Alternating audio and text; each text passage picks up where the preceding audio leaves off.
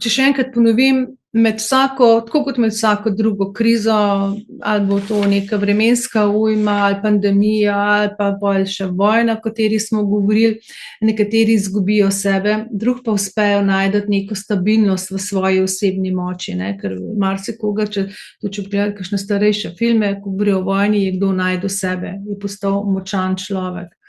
In brez notranje priprave lahko hitrost in intenzivnost sprememb, če ne bomo delali na sebi, prinese občutek izgubljenosti ali pa preobremenjenosti. In zato je pravzaprav nujno, ne, da se pripravljamo nase. Ene 5 takih točk sem pravzaprav izpostavila. Eno je ozemljenost. V svetu, kjer spremembe prihajajo z eno veliko hitrostjo, je sposobnost ostati prizemljen zelo pomembna. Ker čas, kakor da ne bo več tekel linearno.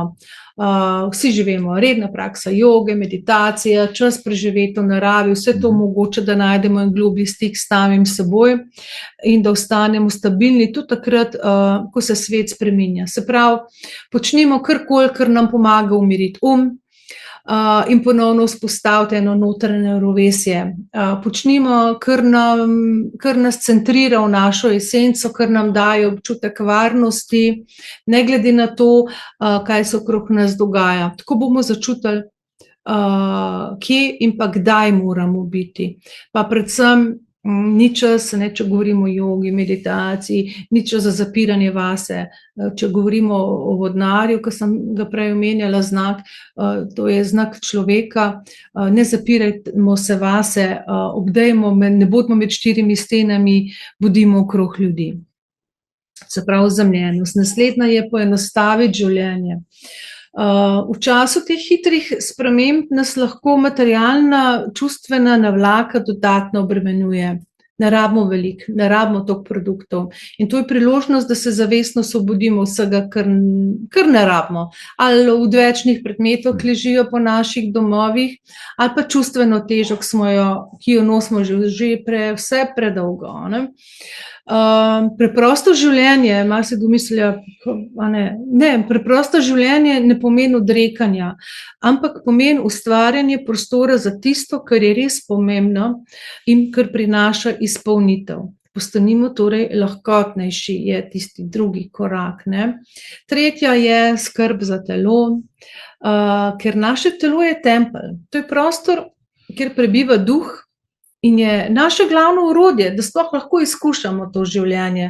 In je izjemno pomembno, da poskrbimo za to telo, ker če ne dela več, potem ne moremo več izkusiti življenja oziroma ga gledamo najbolj črnogledo, ne. Se pravi, vsi vemo, pravilna prehrana, gibanje in da tudi dovolj počitka ni samo potrebno, ne vem, niso ene osnovne fizične potrebe, ampak so v bistvu temelj naše stabilnosti.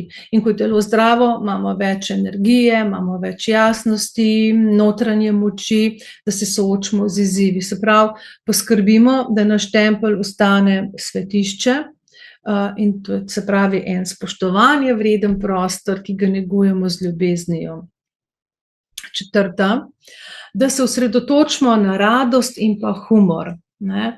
To sta 2 taki ključni sili, ki nas povezujeta z življenjem, ki nam bosta pomagala prebroditi izzive.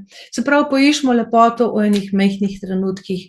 Radost ni samo čustvo, radost zavestno izberemo, ne.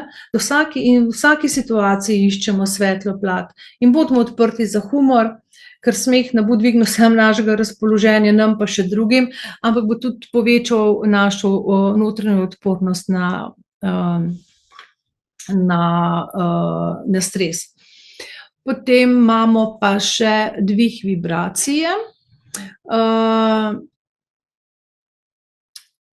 Ljudje bodo panični, predvsem ljudje, namreč govorili smo, da je znak oven pomemben, oven vlada glavi, vlada možganom, in oven je prvi znak v zodiaku, kjer se vse začne, in kar pomeni, da preden se bodo začele nove energije, bo človeštvu manjkalo mentalnega zdravja, ne, tudi smo rekli, a je svet ponoro, a se je meni zmešalo, ne. Predvsem tisti, ki še zmeraj verjamejo v sistem, tisti se ga oklepajo ali pa preveč poslušajo poslušajo medije, ti so tisti, ki bodo